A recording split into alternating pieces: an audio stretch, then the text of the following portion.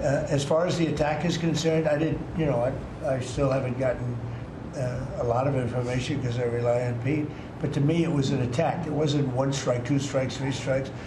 Somebody asked me a question about the second strike. I didn't know about the second strike. I didn't know anything about people. I wasn't involved in it. I knew they took out a boat.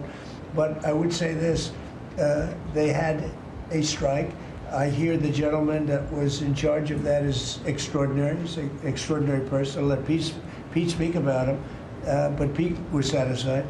Pete didn't know about second attack having to do with two people. I guess Pete would have to speak to it. I can say this. I want those boats taken out. And if we have to, we'll attack on land also, just like we attack on sea. And there's very little coming in by sea. I think we've knocked out over 90% of it. There's very little, and I understand that. There's very little. We're saving hundreds of thousands of lives with those pinpoint attacks. It's an amazing thing when you see a boat going along, and a lot of the press would like to say they're not.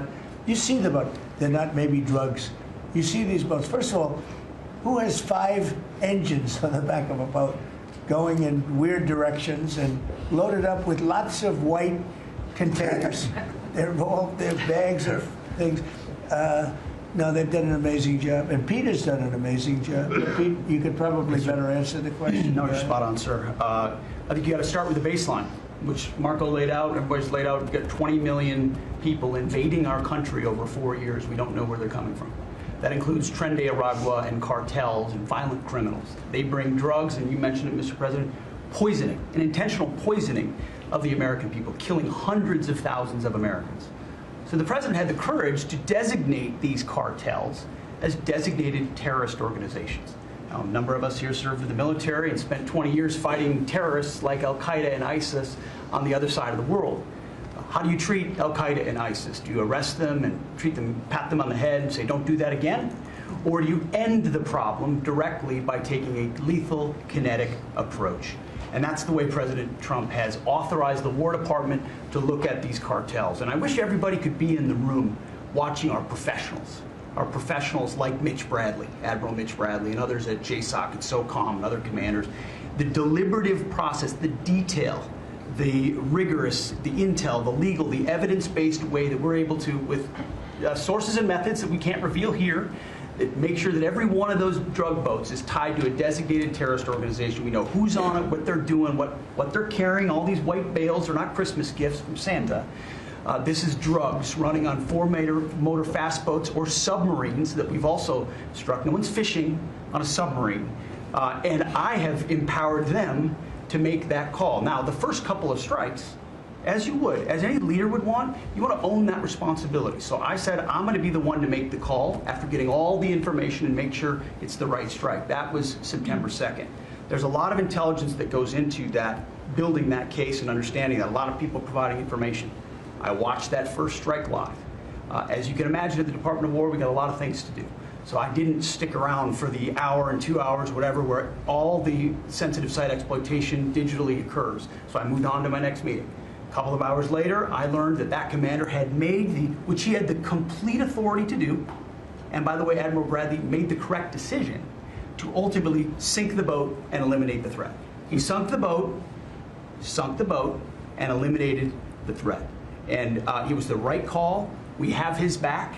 And the American people are safer because narco-terrorists know you can't bring drugs through the water and eventually on land if necessary to the American people. We will eliminate that threat, and we're proud to do it. So you didn't see any survivors, to be clear, after that first strike? You personally? I did not personally see survivors, but I stand, because the thing was on fire. It was exploded and fire or smoke. You can't see anything. You got digital. This is called the fog of war. This is what you in the press don't understand.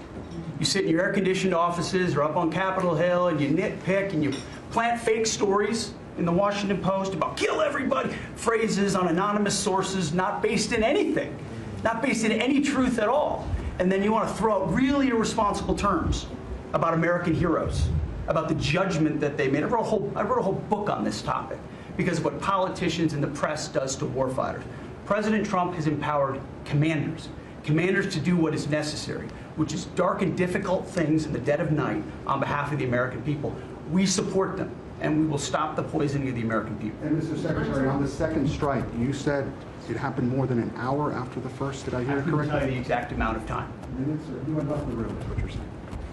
I already stated my answer quite clearly. So remember this, we lost last year, I think it was more than that, but you know, people don't like saying it because they always said 100,000, 115,000, numbers we've been hearing for years. So we lost last year more than 200,000 people, dead people, ruined families beyond the 200,000. And those 200,000, that family will never be the same. But these people have killed over 200,000 people, actually killed over 200,000 people last year. And those numbers are down. Those numbers are down. They're way down. And they're down because we're doing these strikes, and we're going to start doing those strikes on land too. You know, the land is much easier. It's much easier. And we know the routes they take. We know everything about them. We know where they live. We know where the bad ones live. And we're going to start that very soon too. Mr. President, thank you so much, Mr. You President. know what, when we start that, we're going to drive those numbers down so low.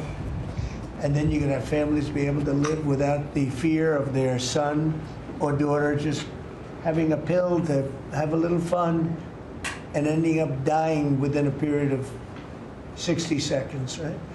No, we're not going to let that happen. We're not going to let it continue to happen. What Biden did to this country by allowing all these people, and I call them animals in many cases, I think they're animals, to come into our country and destroy our country and let all those drugs pour in. Let people just walk across the border like it was nothing. You look at them, a lot of them, you know, you say, oh, let's not discriminate. I'm not talking about color. I'm just talking about you look into the eyes of some of these people. We're smart. And you see a killer. Come on in. Just come on in. 11,888 murderers. Many of them committed more than one murder. He allowed them into our country, totally unvetted, totally unchecked. But he also allowed drugs to come in at record numbers. And hundreds of thousands of people a year died. And we're taking those son of a bitches out, yeah. Thank you so much, Mr. President, for taking our questions. I think this is the most transparent administration I have seen. I'm impressed by these people. I'll tell you, how strong are you? You've been holding it for 2 hours. You know, there are very few physically. There are very few people who could do. I'm very proud of you. Whoever the hell you are, I have no idea who you are, but you're strong. Thank you, Mr. President.